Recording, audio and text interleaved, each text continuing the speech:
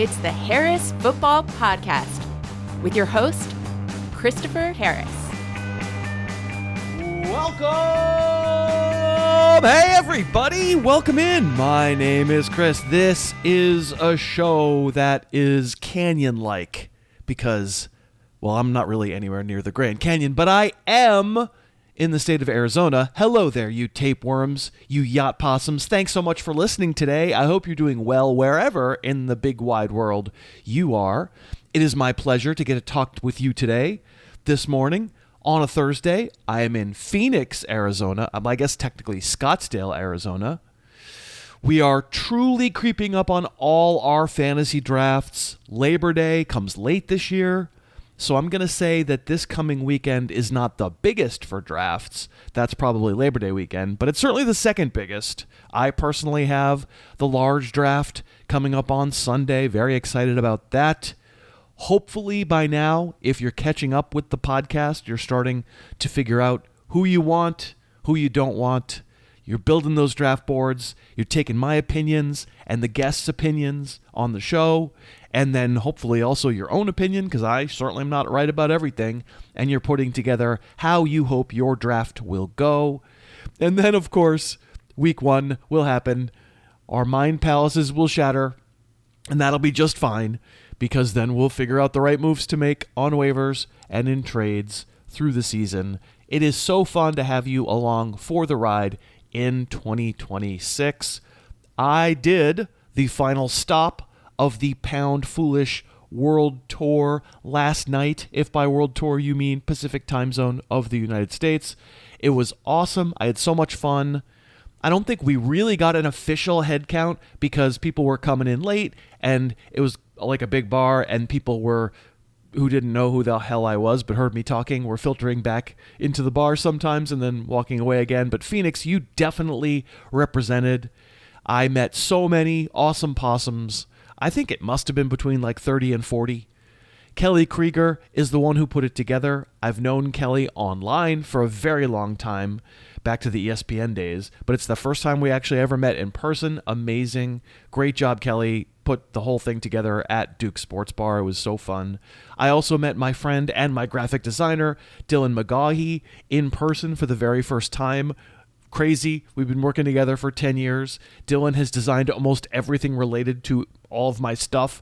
He made the Harris Football logo, the Yacht Possum logo, a million other things. He did the cover of Pound Foolish, which is incredible, and I love it. My sister was there. I've met her before. Our cousins were there. I've met them before. And then many, many wonderful listeners who were just so amazing and so kind. We talked for hours. I got to read a couple of sections from the book, which everybody seemed to like, signed some books for folks, hung out and chatted. An incredible end to 4 events in 4 days. It seems like it's been 2 weeks, but it's been awesome. I am bushed. The travel parts, that's the problem, is just the travel takes so long and has so many components that are not the most fun, but you grin and you bear it, and it was all made worthwhile by the meetups in all 4 cities. They were just so great. I am so lucky to have you all as an audience. What a great experience. This afternoon, it's back to LA for me. Let's face it, I got to talk to Cousin Josh for Friday's show, and you got to be on your home turf. I got to be in LA to deal with Josh. He takes a lot of managing.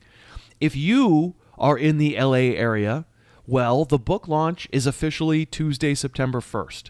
I am doing one last reading at 7 p.m. on Tuesday, September 1 in LA at Frogtown Brewery. I would love it if you'd come to that reading and then shake my hand so I can thank you. Come with friends, come with spouses, come alone. You will make friends. We'll meet. It'll be really fun. Plus, there is still time. If you pre-order Pound Foolish, you can still get bribed. There's bribery at the end of today's show. There's a full week of bribery next week. And the grand prize winner will get to be on this very podcast, which is, I've never done that before. So we'll see how it goes, but they can come aboard and maybe ask me some questions. Take a screenshot of your purchase of the pre-order. Send it to heyharris@harrisfootball.com. I guess pre-ordering isn't really going to be a thing as of Tuesday next week. You'll just be able to order it. So if you're going to do this is your reminder. You only have until to enter. No one who enters from Tuesday forward next week is going to win. So maybe do it now. Meanwhile, NFL news that we can use is, I think, beginning to be in short supply. Practices that the media can attend are ending with the joint practices that I'll talk about in a little bit here. So there's just going to be less firsthand observation from the beat reporters that we trust. And teams don't really have to maintain injury lists basically until after Labor Day. So you're going to get reporters who ask the right questions at press conferences, but then you're going to get answers like, it's too early to tell if that plays, this guy is going to play in week 1. We'll see, buddy. Like, mostly they're not just going to tell the truth.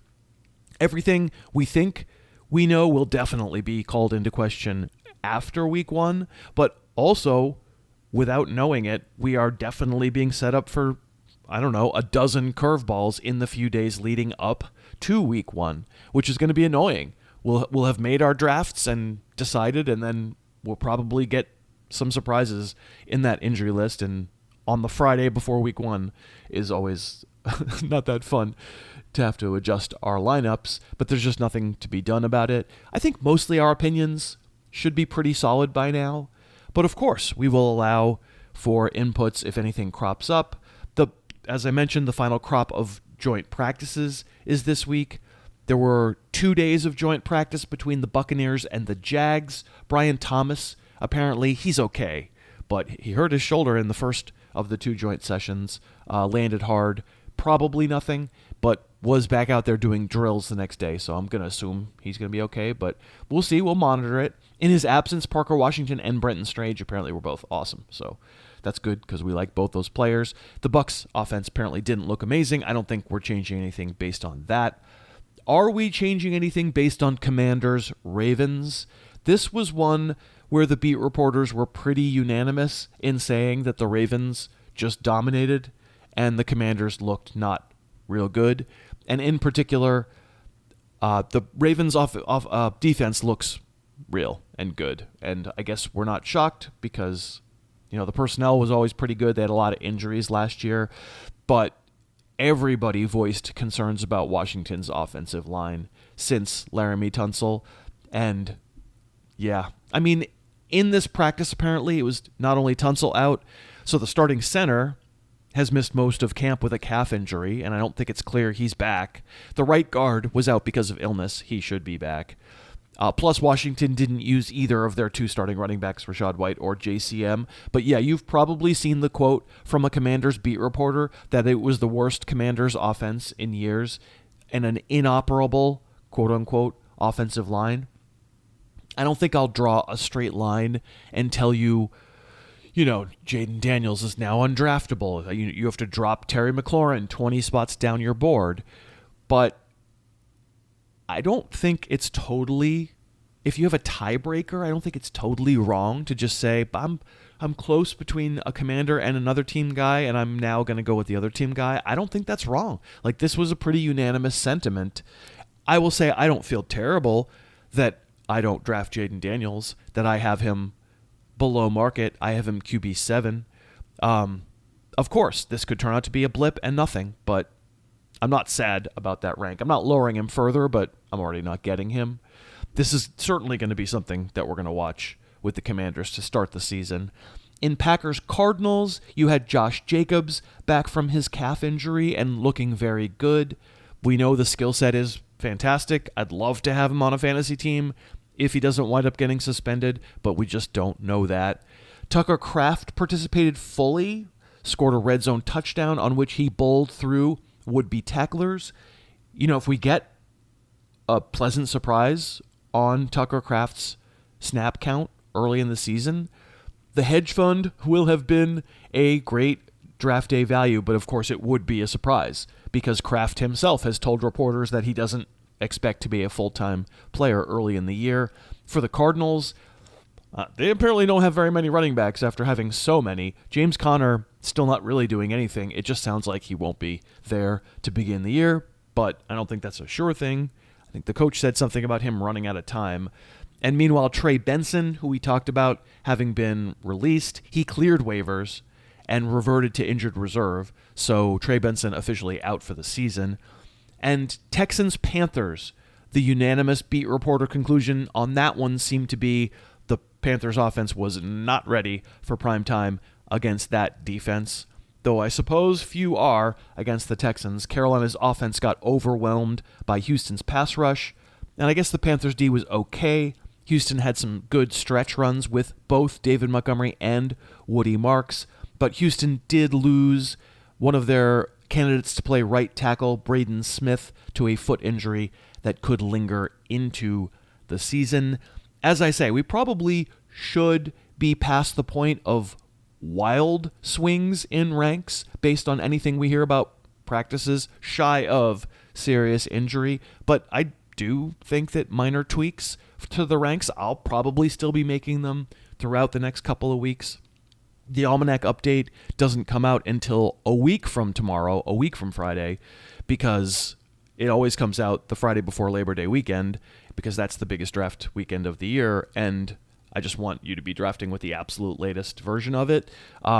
So you're not getting an Almanac update until, 8 days from today, but you can certainly rely on the fact that the ranks are always updated at harrisfootball.com.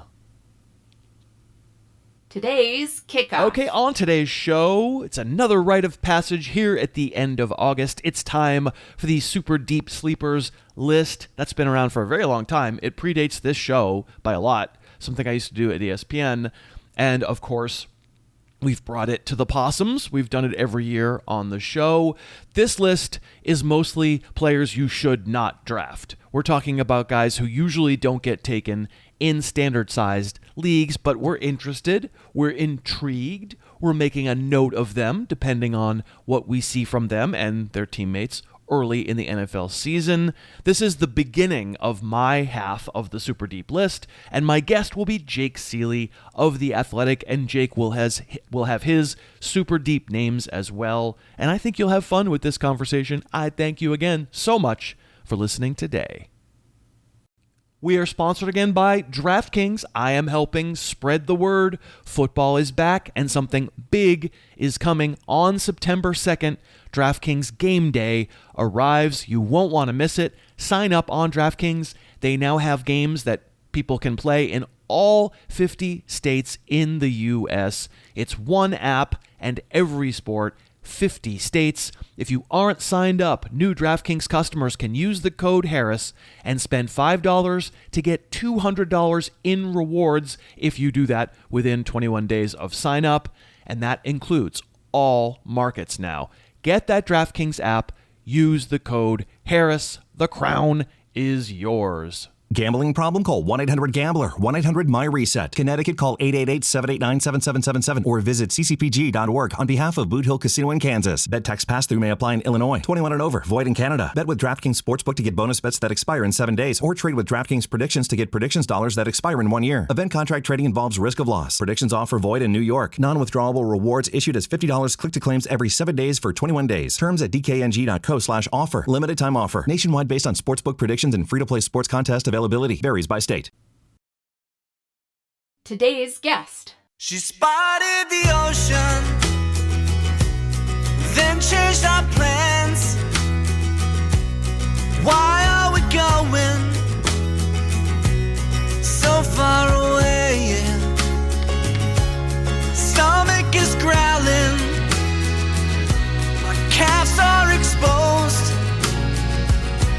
Scarf it went flying, this date really blows. Jeans in the ocean. Jeans in the ocean. It is Jacob Ciely. It is so wonderful to have him on. You can find his work at The Athletic. You can listen to the All In Speedrun. You can listen to him appear on 700 other shows, including mine, because he's much in demand this time of year, and follow him all over social media at All In Kid. Before we get started, you wanted to update me on Jeans in the Ocean. Yeah, I put out a post, and I don't know, it has to do with a family member, and I won't call him out for this, but I was like, these kids these days, like I admit, we wore stupid things in the 90s. I wore Jinkos and jorts, and I was like, but watching these kids wear hoodies in 90 degrees just because it's a fashion trend, and then somebody responded back with, you wear jeans in the oceans, so you have nothing to say. So now somebody wrote in knowing that you were going to be on today, and they said, I was supposed to ask you about cleaning your backside. Was that right? Seriously? How is this still going? I don't even know. How did it get out there to other people? This whole thing had to do with, there was a conversation we had in New York for Flex, and somebody said that they brought their own towels for the bathroom. And I said, I can get that because, and then we got into the conversation of taking a shower and like cleaning or whatever. And he was like, and then you wipe behind. I was like, no. I was like, I wipe off with a paper towel, if you understand what section of my body I'm talking about. It's like, because I was like, I don't want the towel with that area on it. Like, I don't care how clean. Yeah. No. Like, I don't want to wipe my hindquarters because I don't care how clean it was in the shit. Yeah, onto the towel. And they're like, well, then you use the other side. I'm like, no, because the other side still has stuff. Like, I was like, so we got in this whole conversation that I use a paper towel and I dry out my ears, and then I dry that area and throw the paper towel away. And I'm apparently the craziest person in the world. I will say, though, I brought it up on my podcast, and the only comments I got were, no, they're the crazy people. So that made me feel better. I don't think anybody's crazy in this situation. I think quite literally different strokes, if you get what I'm saying. See, this is why you're the writer. Yeah. That is very funny. I did not know why I was being asked this. That story clearly has broken contain. Clearly. It clearly has. Yeah, that was clearly. I did not know what I was walking into there. I apologize for putting you on the spot, but it was funny. No, you're okay. I'm still getting pictures sent by the group that was involved in that of like the brawny man, but like AI turned into me instead. And so like, yeah, it's been a lot of fun. I love it. So this is Super Deep Sleepers, and you clearly know what to do because you've done this for a few years on the show. And we were talking beforehand about how, like, oh, too bad our hit rates on Super Deep Sleepers weren't higher last year. And I'm like, I mean, both of us said that. Then I'm like, you're not supposed to hit these guys. That's the whole point, is if you hit one of these guys, it's amazing. These are not draftable players. The Super Deeps have been going on since I was early at ESPN. I've been doing this list for like 20 years. The hit rate is like 5%, and it's supposed to be. It's funny, with Andy on the Yacht Club on Wednesday, he talked about, we were doing dynasty ups and downs on that show, and he talked about Terrence Ferguson as an up. Great call by him. I thought it was a really interesting conversation, and I expressed regret because Terrence Ferguson was definitely a candidate for Super Deep when the minicamp type stuff started, because he certainly was not getting drafted. But now he's kind of getting drafted. He can't be on the Super Deep list. It's too high. I mean, and that's really how these things are supposed to work. It's I went through it and I'm like, wait, this guy was drafted in one of my leagues. Does he really count? And yeah, I mean, that's the entire thought process, is like you said, you don't want to draft these guys. And I don't know. There's one that I still kind of want to put in there that I don't know. We'll see when we talk about it. You can call me out on it. It's like, he doesn't qualify. Okay. Well, yeah, I mean, in the end, we're only just talking about players. It's an excuse to talk about players. But what's the use? Let me like reset just for the listener. Like, what's the use of doing this if we're telling people not to draft them? These are players you should not draft. The idea is, first of all, you might be in a very deep bench league, in which case maybe they can be the last guys that you take and just stash away. Maybe a thought in Dynasty of, if they're free, if they're cheap, grab them, get a trade, for nothing kind of thing. And or just be ready to pounce because we're interested in them either as players or situations. So, as pickups, maybe in October or something, we'll be talking about them. My list is 10. So I'm doing 5 today and then 5 tomorrow. I have the luxury of therefore picking twice as many names as you do, and therefore, like, Jalen Coker made my list last year. Turned out to be pretty good. Keaton Mitchell turned out all right. Sean Tucker was on my list last year. Became relevant, not super satisfying to own. And yeah, you last year your guys were Cam Ward, DJ Giddens, Ollie Gordon, Elic Ayumanor, and Roman Wilson, and all of them. At the time we understood, none of them really popped. But again, I think if your hit rate is like you're getting 2 out of 5, you're not doing it right. So unless you have other thoughts, we'll just count them down. It's a pointless countdown. The order does not matter for you. For me, it's alphabetical, so it really doesn't matter. But of course, it matters very much. So who's your number 5 super deep sleeper for 2026? Or you could call it my number 1, because this is going to be a question of whether or not, right off the gate, right off the bat, I want to ask you this. So, like, can we bring up Kaelon Black or not? Because this one felt weird. This feels like he should be drafted if he's actually the guy, but as of today, we're still not certain he is the guy. So I have 5 others if you want to jump past him. Let me put it that way, Chris. I mean, he's inside the top 200, and I'd say so. Let's jump to another one. I mean, I think it's okay. Let's just talk about it. Let's just talk about in the end, this is all just an excuse to talk about players, and we haven't done a ton of 49er backup running back talk on the show, so let's just do it. Let's talk Kaelon Black. Let's talk Jordan James. Let's talk the ghost of Isaac Guerrero. I think that's the best way to put it right now. Is just it sounds like it is the ghost of Isaac Guerrero. Is that we've had opportunities and it looked fun for short, brief spurts, but there's been other options, and they were talking up Jordan James this entire time. The excitement behind him, and it came down to the fact that we're still waiting for him to return, and it's really the testament of who's next up. And we've played this game before where it's who's next up, and then that person gets like one game and it doesn't end up being the right guy.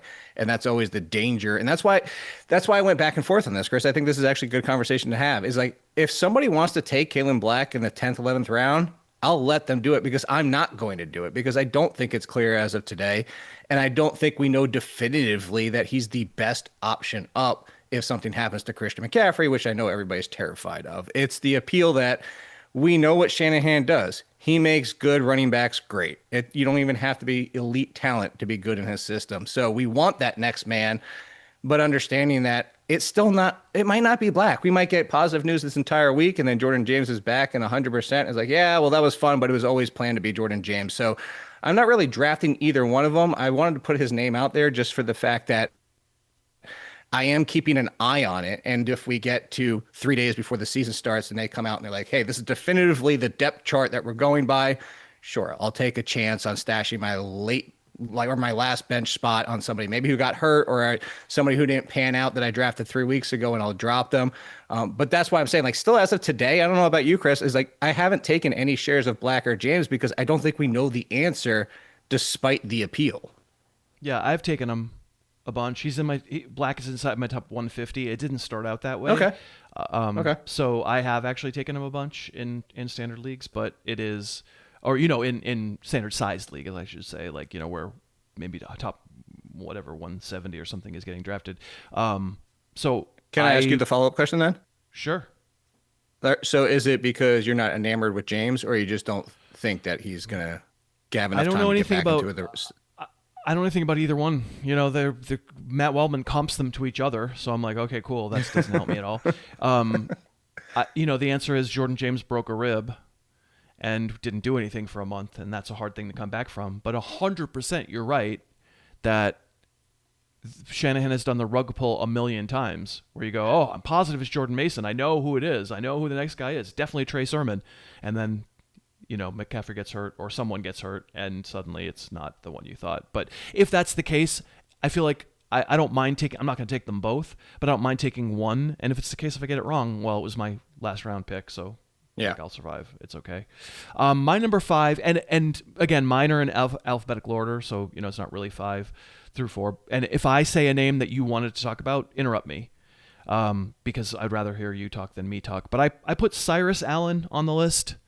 Any consideration to Cyrus Allen? There was some. I feel the danger of just Jalen Royals / Sky Morris / everything we've done with the number 2. So, but I thought about him. He's at least on my let's pay attention list. Long list. Yeah, on your long list. I know nothing about Cyrus Allen. We're talking about rookies here. I don't know anything other than, like, I didn't know his name. And he didn't get drafted in the La Liga Lebowski 5 rounds of a rookie draft in May. And suddenly he's now his name is on everybody's lips in Kansas City. He's a Chiefs rookie receiver. He's been impressive. He's gotten lots of flattering words from Patrick Mahomes, and we're not drafting him. Like, you mentioned other guys.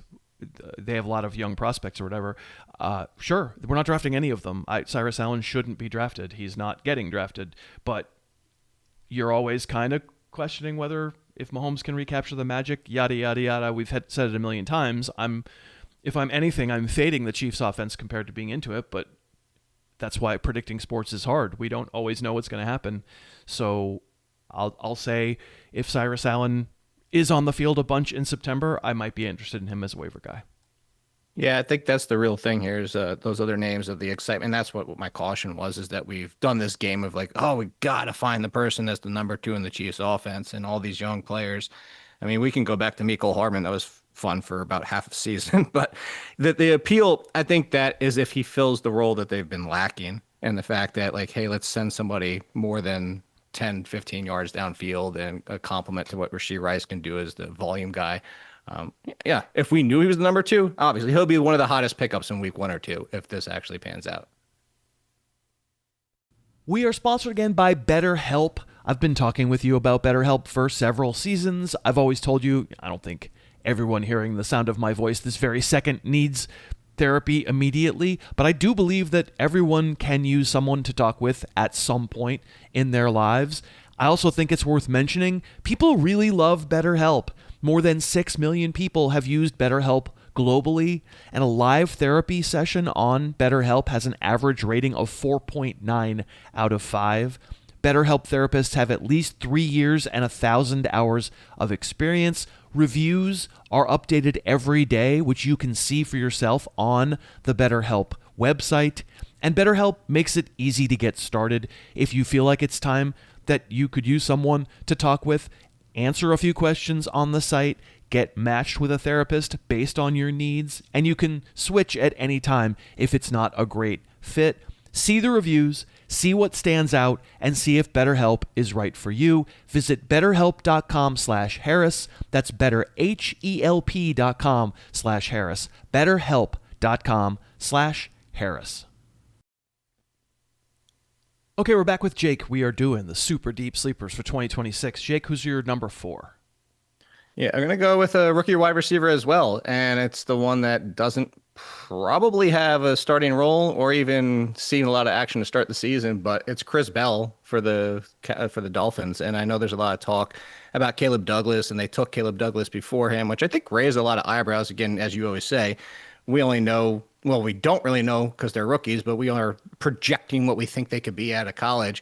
But everybody in the entire industry had Chris Bell ahead of Douglas and thought that if not for the injury, he could have been a first rounder. Of course, the teams are going to do what they think is best. And there's this excitement for Douglas. But why I bring that up for Bell is because, you know, what if he was 100%? And what if everybody's right? What if everybody's right and the talent is better than Douglas? He's not going to be 100% for week 1. He might not see a lot of action for a couple of weeks, but this is a wide open door where every single day it seems like we get different news in the Dolphins. Oh, it's going to be Tolbert and it's going to be Malik Washington. And then 2 days later, it's like, oh, Tolbert and Malik Washington might not make the roster. Like, make a choice, Dolphins beat writers. But the point being is that nobody really knows. There's so much uncertainty that we are looking for who's the number 1 and the number 2 in this offense, because despite what people might think, it's funny that we go from the end of last year where it's like, oh, somebody's really going to benefit from getting Malik Willis this year. And it goes to the Dolphins, everybody's like, yeah, Malik Willis stinks. He can't throw the ball. Forget the fact that he can throw downfield and has a pretty good arm. So all that being said is this might not hit. It might be the situation where, you know, you hate crutch arguments, Chris, so I know you're going to love this, is the argument that people make where he has to throw to somebody. And what if the answer is, they're going to yeah, be down. Except they're going to be losing 3 touchdowns every game too. Yeah, exactly. And so, but what if the somebody is somebody's and it's 6 people every single week and we never have a clear one, let alone clear 1 and 2? That all being said, if it shakes out and they do have Douglas and Bell as their top 2, nobody's drafting Bell. Nobody cares about Bell, but talent, if it wins out what people expect, he could be their number 1, and that's why at least he's on my short list of, hey, I'm going to remember his name. I'm going to put him away on the back end of the bench. If you have an IR spot to start the season and he starts on being out, that's even all the better, but I'm not drafting him unless that's the only case. Sure. Yeah, the good name for this. we should just mention what the injury was because he tore his ACL. He was projected as a first-round receiver in the NFL draft, and in December he tore an ACL and basically didn't participate in training camp. But I think recently, within the last week, did get activated to be able to participate in drills. I think camp is over, but being able to practice with the team. So probably not likely to play even in September. But sure, I thought about him. I think it's a good nominee here. I don't think I have other rookies I'm going to talk about today.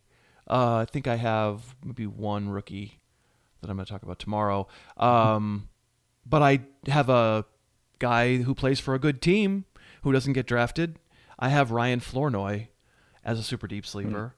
I get why he's not drafted. I did write him a profile in the Almanac. The funny thing about that is, so he was number 80. I write 80 profiles for the receivers in the Almanac, and he was number 80 on the list. So over the course of the summer, the list is evolving a little bit, and then you're starting to get news, and then someone's hurt, and you start shuffling them a little bit, and people were getting, at the very end, Stephon Diggs signs, and I can't remember if someone else maybe also signed, and I suddenly needed to get them into the ranks, and I thought to myself, yeah, but I like that Ryan Flournoy profile, so it's funny. I think I'm just going to keep him at 80 and bump 79 down to 81. I don't think it was Keenan Allen because that happened in later in August because, the Almanac came out at the beginning of August. But so I kept the Flournoy. Anyway, usually guys who get Almanac profiles don't qualify for Super Deep, but to be honest, he probably shouldn't have had a profile. Nobody's drafted him. I liked it, and he is not getting drafted. So lots of very nice things have been said about him in this training camp. Obviously, the two main guys are the two main guys, and I don't imagine anybody else gets enough work to be useful right away, but I can get an injury to one of those two main guys, and I thought actually at moments when Lamb was hurt early in the year, and then when Pickens was losing his mind later in the year, there were times where I strongly remember a Monday night game where Troy and Joe were raving about, they called him Flournoy, Ryan Flournoy. I don't know why they call him that because I don't think that's how he pronounces it. And so, yeah, I am maybe in honor of Ross Flournoy, the genius behind Apex Manor, who does our theme song. I am picking Ryan Flournoy for this list. I like that one because, like you said, the biggest thing is whether or not you believe in the talent, which you like the profile. But even if you were like, you know what, he's fine. He's fine behind two guys who have gotten hurt, or one that also has gotten hurt and has the head case issues that we might have concerns over. So it just takes, like you said, that's the biggest thing. And there's a lot of overlap for some of my players in that aspect, is that it just takes the one injury. It's the one injury on what we expect to be one of the top 5 passing offenses. It's very simple. Yeah. Number 3 on your list. Number 3 is somebody that it's so much so that I'm not drafting because I like the other player who is a rookie, but let's be honest, I might not be right about Mekhi Lemon. I think I am. I believe he's going to settle right into being the number 2, and I believe that his talent's going to come over from the college game and into the NFL, that everybody wants to call him only this middle of the field worker because they want to hate on Jalen Hurts and forget the fact that he was one of the biggest deep ball catchers in the entire Power 5. All that being said, we're projecting a lot for a rookie who has missed time this preseason, just finally got back, might not start the season as the number 2. And then if he isn't into the game plan and he's showing rookie struggles, he wouldn't be the first rookie in the first round not to hit immediately. Heck, we still finally got half of a season Quentin Johnston, completely different profiles. But the point being is not every rookie drafted in the first round is going to hit immediately. And they signed Dontayvion Wicks, been there the entire offseason. We saw flashes of him with the Packers. I don't think he's the best wide receiver in the game. I don't even think he was a top 2 or 3 wide receiver with the Packers. All that being said, he's still talented. And if somebody's going to benefit in what is this open void of Devontae Smith blank next to him, and it's not Lemon, Wicks is going to be a good bet to step up. And let's pretend the fact that Devontae Smith's the picture of health. So even if Lemon is the guy, all it takes is, like you said, an injury to Devontae Smith, and all of a sudden it's Wicks and Lemon. So I think Wicks is kind of getting overlooked as, hey, he is the clear number 3 at worst in the wide receiver room. So he might even be the 2 to start the season. So it almost sounds like I'm saying to draft him, but I'm not, because I'm still taking Mekhi Lemon because I believe, but I'm not going to pretend that I'm 100% perfect in these things. Yeah, for where he's going, he's perfect for this list. He's, way outside the top 200, so he's not getting drafted anywhere near standard-sized leagues. And even I, who have a higher grade on him, have him like 180 or something, so still not draftable in a standard-sized league. He did get an Almanac profile, though, so Nice. tisk. No, it's fine. If only he didn't have duck hands. The reason he's not in Green Bay is because he just, the hands are so bad, and it's rough to imagine that they're suddenly going to get good. Well, there's your one Quentin Johnston overlap. It's just not for Lemon. It's for Wicks. Yeah, exactly. And truthfully, I get Johnston's fast and Wicks isn't fast, but Wicks is like a good, he has those motion skills, you would say. Like even though he's not fast, when he has the ball, he makes guys miss. He knows where to go. It feels like he can see the field and, runs a pretty good route. And like, I would like him as a receiver if he could catch, but that does seem like it's a big part of the job. But absolutely, I couldn't remember whether I wrote him an Almanac profile. And I was like, when you said the name, when you led up to it, when you said it's someone not Mekhi Lemon, I knew it wasn't going to be Hollywood Brown. So I was like, I wish I'd thought of it. I wish I'd put Wicks on the list. I actually think he's an excellent candidate because you wouldn't draft him in a standard-sized league, but the path is pretty clear. Plus, he's a pro. Like, he's been in the league. He might drop the ball, but, like, he knows where to go.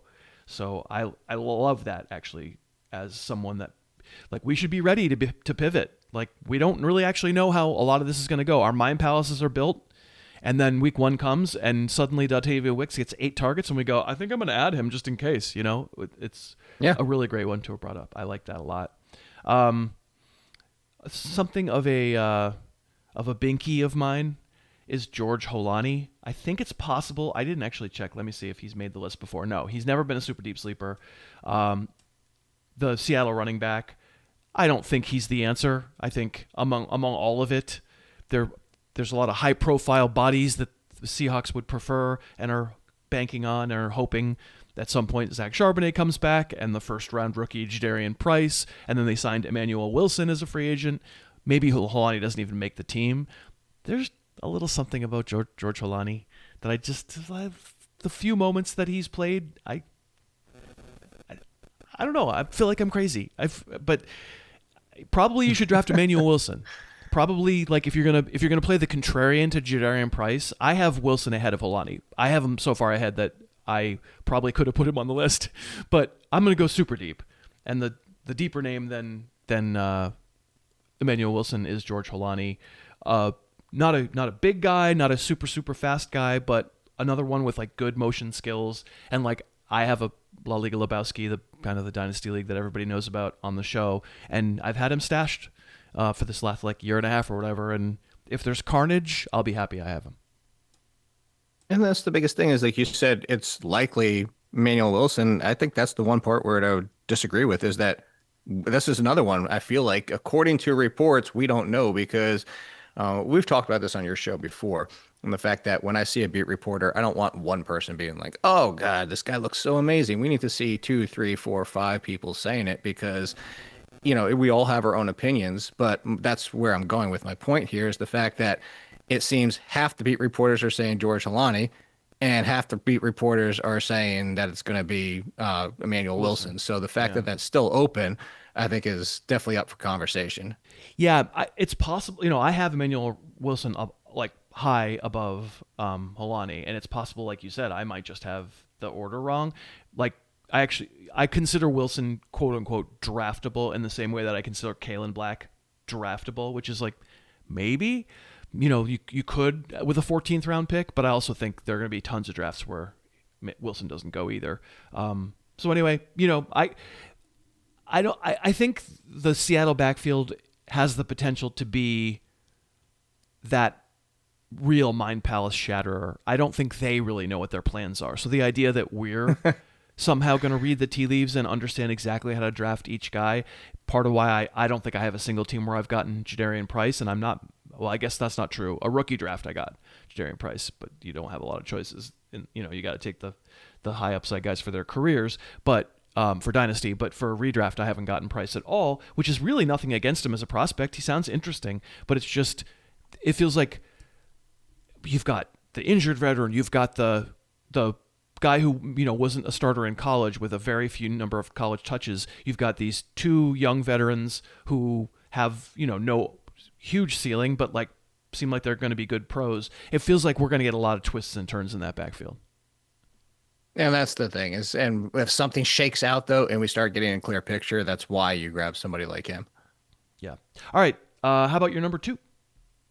I'm going running back as well. This is the only other rookie I have, and it's not even one that I'm a huge fan of. I just like the opportunities in Nicholas Singleton and the Titans, mostly because the style fits, I believe, in the offense, but that's not even really what it comes down to. It comes down to the fact that we've done Tony Pollard for years, more volume reliant, kind of a above average running back. I just don't think, at least in my opinion, he's an elite running back or even great. I just think he's above average. Tyjae Spears has been trying to be a thing for a couple of years. 1, can't stay healthy. 2, shows flashes and then just looks mediocre as well, in my opinion.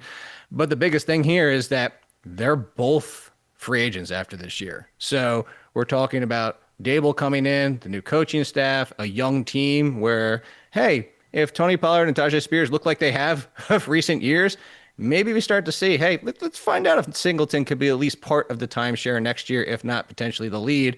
And because he's the clear third, he's the rookie that was drafted to this organization.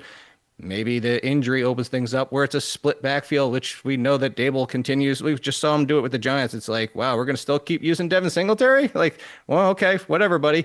But he's going to share that backfield with at least 2 people, if not potentially 3. So if it shakes down to 2 by an injury to Pollard or Spears and he starts getting touches, you're not drafting Singleton because you're not drafting a third running back on a team, but there's a path to becoming the 2 and potentially even the 1 by the end of the year.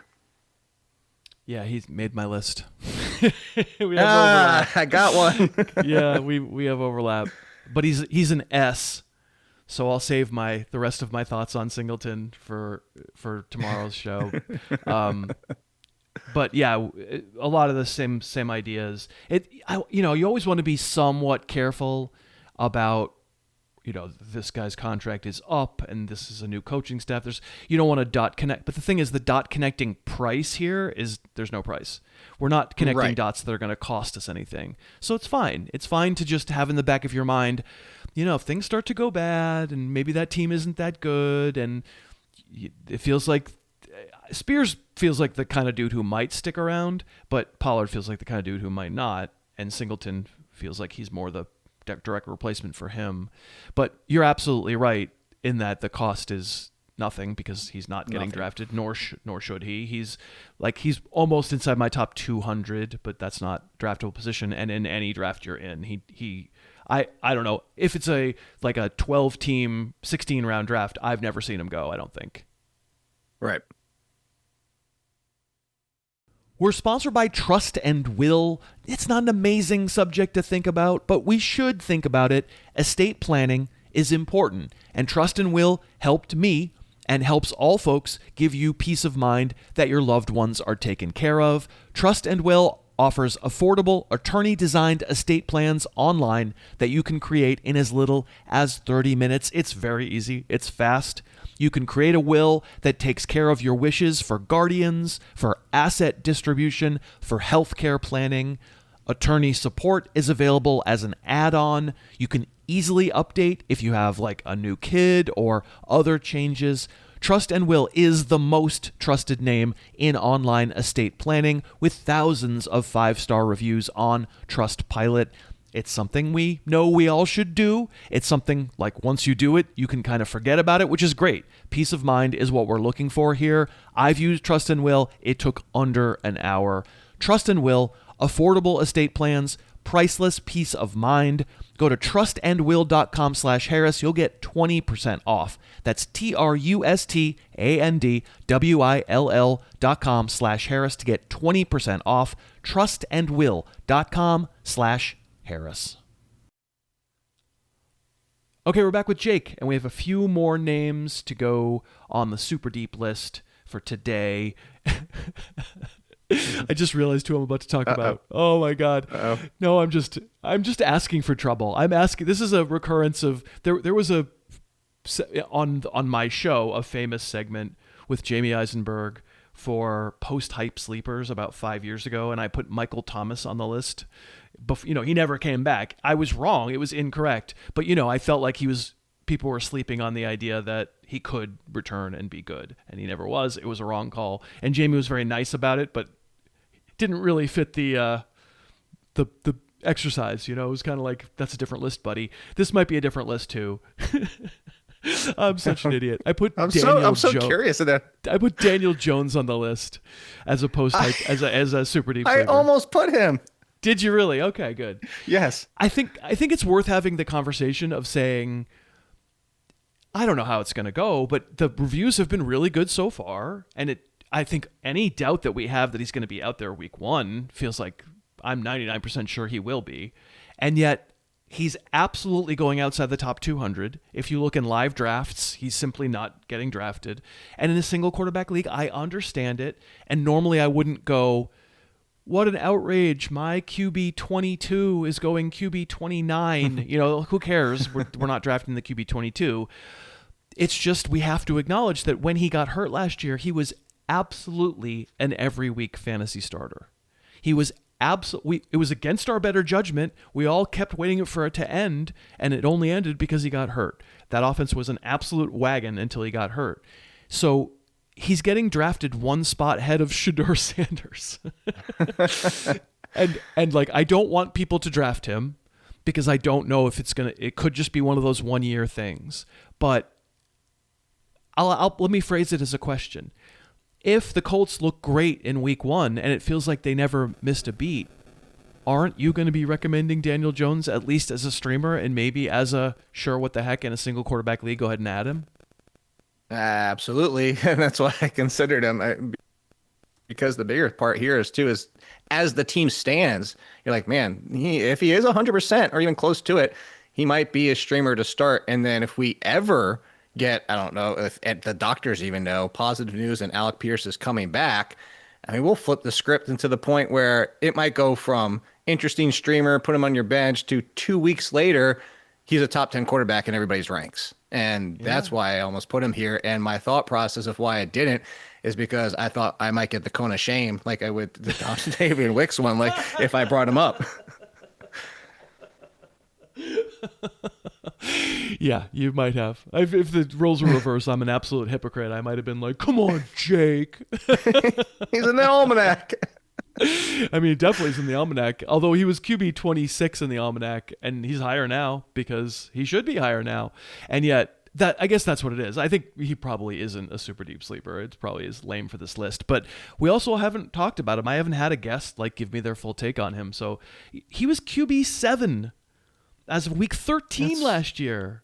And of course, was some of that about rushing a little bit, 5 rushing touchdowns. Okay, and maybe you're worried those don't recur or whatever, but I don't know. He was having a really good season. I think in 12 games, he finished as a top 12 quarterback 7 times.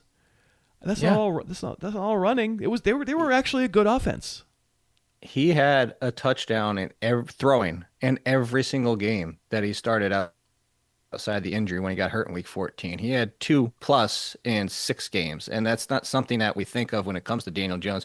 And maybe that's everybody's hesitancy. Maybe they're like, wow, there's no way I believe that Daniel Jones is going to be throwing his 30 touchdowns. That's not who Daniel Jones is. I want the rushing side of him, and everybody's worried that that's not going to continue. But I will say, I'll push back a little bit on this, not to you, on the rushing. I know he's not running for 40, 50, 60, 70 yards regularly like he was, but he's still the guy who will balance Jonathan Taylor, and similar to like Jalen Hurts, he doesn't get the tush pushes, but he does get some of those goal line carries and sneaks and off plays that we're going to still see him if he starts 17 games. I would be shocked if he doesn't have 6 or 7 rushing touchdowns. I guess that's true unless the Achilles is such that they're like, don't do it. We have to find another solution just because your leg isn't the same as it used to be. We need to, that is possible that it's just, it won't happen for that reason. But skill set wise of what we think of Daniel Jones, he's the galloping moron who, I think when Daniel Jones was on the Giants, you were still a Giants fan. No, here for everybody out there. We'll back this perfectly. I was a Giants fan for one more year because when they drafted him, I said this might be the final straw, but I will give them 1 year to prove me wrong. And after 1 year, I was like, no, I'm done. I'm out. Yeah, it's funny. Yeah, I think I understand that. And he was the guy who had good speed, and like people go, oh, he's going to run for 800 yards, and then you'd watch him run, and he was fast, but he had a tendency to fall down like untouched for some reason. All right, we're at your number one super deep, and we're at my letter M super deep. So who's number one on your list? Oh man, it's funny that you started laughing at yourself when you bring up your last name, and as soon as I put this name, I like chuckled with myself because I was such a fan of his, and I was hoping and on different teams now to give everybody a hint there. I really wanted Jahan Dotson to be a thing, and I really liked the skill set. I thought that he could be a perfect number 2 for most teams in the NFL. And that's where I'm going with this. I'm not excited about the Falcons offense. I don't think anybody is. I'm excited if Penix is back under center versus Tua for Drake London. And the real question here is that they have a rookie with Zachariah Branch, who got a little bit of buzz a few weeks ago, but then you see the usage in the preseason and the recent talk, and it's like, yeah, he's a long-term thought. But as of today, the person who's the number 2, because Branch overlaps a little bit more of Zacchaeus, and the 2 that's out there right now continues to be the 2, is Jahan Dotson. And this is definitely like, I do not draft Jahan Dotson. I don't care how much you were with me when he was a rookie and thought that he could be the number 2 in the NFL and continue the Penn State, terrificness of wide receivers. So don't. And if it's Tua, I might even say just don't ever. But he has the number 2 job locked in, and this offense is somewhat like capable of throwing 250 yards a game and a touchdown or 2, and he ends up being the number 2. You can do worse than number 2s on a lot of teams. Like for everybody out there, like go look at Romeo Doubs' stat line from the Packers last year. It's not great. It's not even 900 yards. It's not even 8 touchdowns. And he was a wide receiver 3. It doesn't take a lot to be somebody usable. And that's my biggest thing is like, if he is the clear number 2 and this offense is capable, he'll be usable for probably the first time in his career. And that's why it feels so like I can't believe I come back around to one last time. This is the last time, Chris, I will ever recommend Jahan Dotson to anybody again. Yeah, but are you really recommending him? I mean, that's it's true. a super deep sleeper That's list. true. You're not really I think you're the paper trail is clear. I think you're okay. And it's interesting because Branch is still the only one who even gets close to being drafted as the next guy. I don't see Dotson anywhere in the full like almost 300 names on the real time Fantasy Pros ADP. So you're isolating an like inefficiency. 342. Yeah. You're isolating an inefficiency because I don't think there's any question the way they've talked about it. Again, that can get shattered after week 1, but the way they've talked about it, I don't think there's any question that they're kind of slow playing Branch. You might see more Zacchaeus than Branch, and they don't really play the same position, and they don't really have anybody else to play on the outside. There might be some wind sprints being done by Jahan Dotson where he's maybe not seeing the ball that much, but that's why you're not offering to actually take him. You're just saying, alerting him to, So in other words, the depth chart would say you're right. I think whether that will manifest in anything, great. Let's watch Falcons games and find out. But I think the depth chart would indicate you found an inefficiency in how the market is drafting. Yeah. My last name we're going to talk about today is a running back, and he's a rookie, and it's Seth McGowan of the Colts. And I will just say that I have a Patriots. I don't want to call him a source, but like a birdie. I have a little birdie who comes to my shoulder and tells me about things about the Patriots. And one thing I heard after the first joint practice, Patriots-Colts, they were like, we did not think Seth McGowan was good. And we got through that practice and we were like, that guy's good. And that does seem to jibe a lot with what beat reporters are saying. And DJ Giddens seems like he might actually be in trouble. I will say that I'm bummed because last Monday's show, not this past, but the one before, I was happy to have Matt Walbin on, but I kind of ran my Seth McGowan take by him, and he was like, I don't know, Chris. I don't know. Maybe just a guy. And I don't know the rookies at all. I don't watch college. I don't scout them. I can't tell you really that much. I'm kind of just latching on as a name to file away, and I have filed away specifically because what I was told, lining up with a lot of rosy beat reports. Rosy beat reports often turn out to be nothing. But and also I know that of the running backs out there who have full-time jobs, Jonathan Taylor is as close as they get if he's healthy.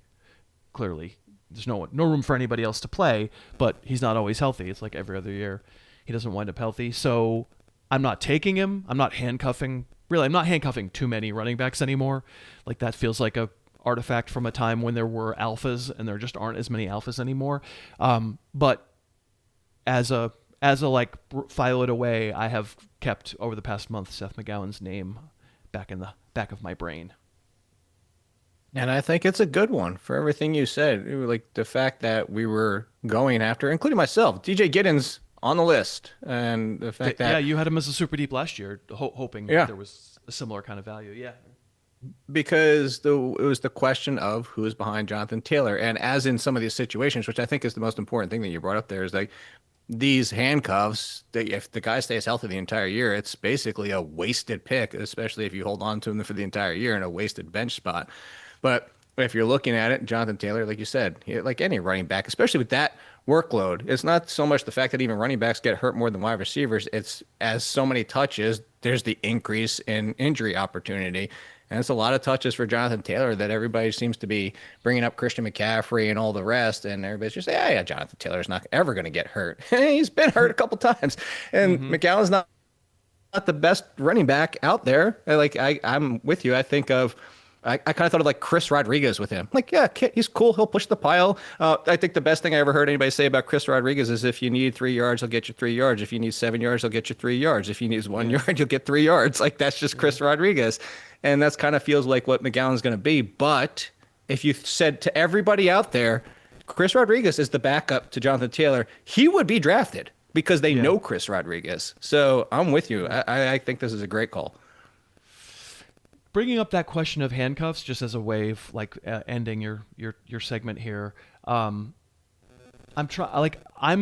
taking, I'm doing a lot of drafts, so I can't say I'd always do this, but even in times when I don't take McCaffrey, I will take Kaelon Black sometimes, and when I do take McCaffrey, I definitely take Kaelon Black. That's one where I find myself handcuffing for obvious reasons. McCaffrey's such a big investment that and he's got such a checkered injury history that you just feel like you're a little more covered. I don't know if you have an exhaustive list like in your head. Do you handcuff anybody else on a regular basis if you take the main guy? I can't think of anybody else outside of maybe Saquon Barkley with Tank Bigsby, because now for the longest time I was against Barkley. Yeah, I was against the Barkley backup because it was never a clear answer. It was always multiple guys. And I think that's the biggest thing we're looking for is the part that you put in there of, so for real quick, my stance has usually been, I want to draft other people's handcuffs because that's the riskier method because you potentially get 2 top 20 running backs, but you also potentially end up with a big fat zero if you don't have yours. But my point always being is you're a net one. If you draft your own. That being said, the conditions where I do look for my own is exactly what you said.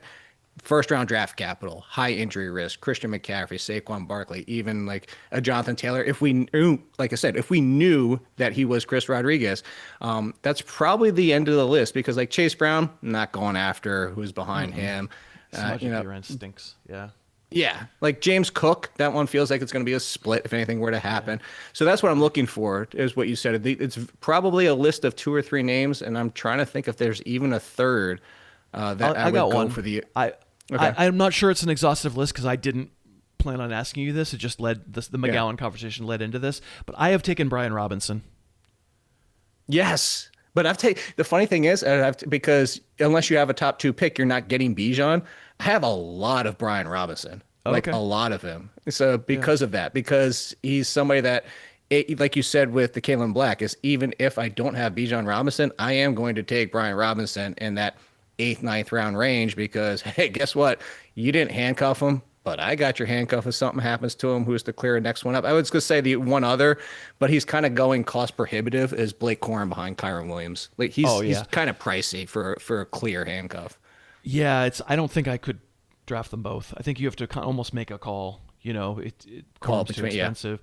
Like the problem is that the notion of the obvious clear backup is not really a thing in the NFL anymore. Everything's a platoon. Right.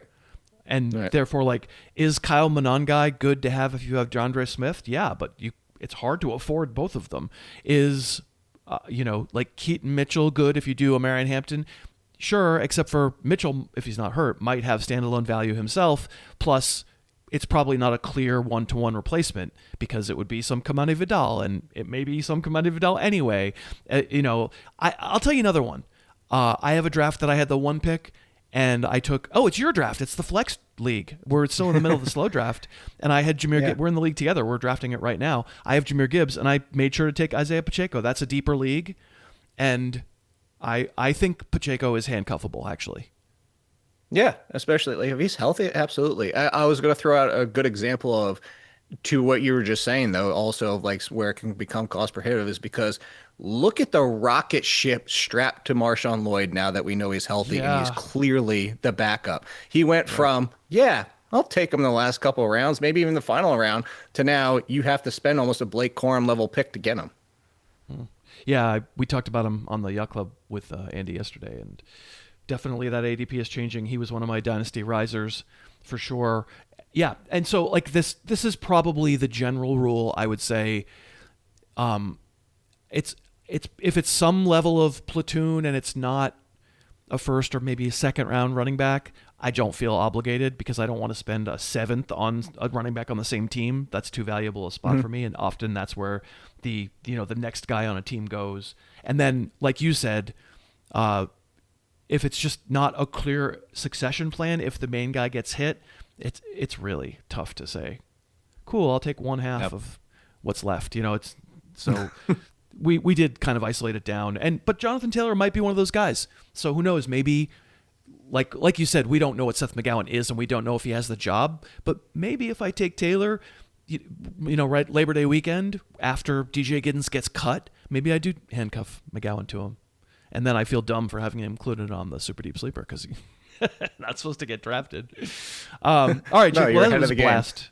Yeah, great job. Thank you for doing this once again. I think we came up with a great list. I'll put our list so far in today's show notes. You can, of course, find Jake on social media. Follow him at AllInKid wherever you follow people, and you'll find a list of all the things that he does. He does many, many things. When this show posts, I believe you will be in Chicago, and you'll be hanging out with the Athletic folks and our good friend Andy Behrens. So that should be pretty fun for you. Absolutely. He doesn't know this yet, but I'm bringing him a Band Kickers t-shirt. Thank you so much for listening. I'm sure Andy is going to be thrilled. I have a Band Kickers t-shirt.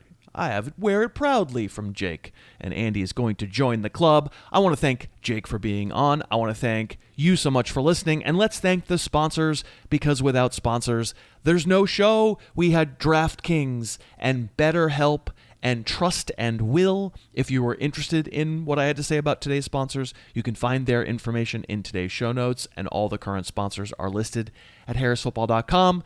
If you have the means and you have a need and you can use the codes, that's how the whole thing keeps going. You take wonderful ownership of the show. I can't tell you how many people over the course of this tour have said, oh yeah, and I've got this and I've got that. Various sponsors. It's just so lovely. People do take ownership. Thank you so much for that.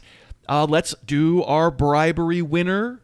The prize today is some kind of Harris football merch, like a t-shirt or a hat. And the winner, the random number generator, has landed upon Matt Brown, I believe from Sacramento.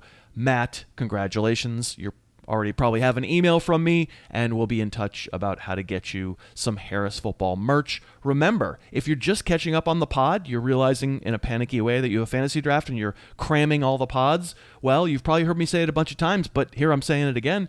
You can get bribed for another until Tuesday. You can pre-order Pound Foolish and send me a screen cap, heyharris@harrisfootball.com, and be part of the drawings all the way through the end of next week. And also, if you're cramming, you can go get that August, 2nd version of the Almanac and read a bunch of profiles and then get an update next week as well. That's going to do it for this Thursday episode, and it's going to do it for the road shows. That's 4 shows in 4 different cities over the last 4 days. I guess technically 5 and 5, because tomorrow I'll be speaking to you from glorious Los Angeles. You always want to return to your yacht. You know, the world is a wonderful place, but when you can sleep aboard your own yacht, you know you're living well. So I'll be back in LA tomorrow. We'll do the rest of the Super Deep Sleeper list, and Cousin Josh will, in fact, join. And we're going to get the rare positive Cousin Josh. It's Warp Zone players on Friday with Josh. Until then, thanks again so much for listening. Your hat is awesome. You're awesome for wearing it. I will talk to you tomorrow. The Harris Football Podcast's opening theme is Under the Gun by Apex Manor. The closing theme is Say Yes by The Wellspring. Subscribe to the podcast on iTunes and never miss an episode.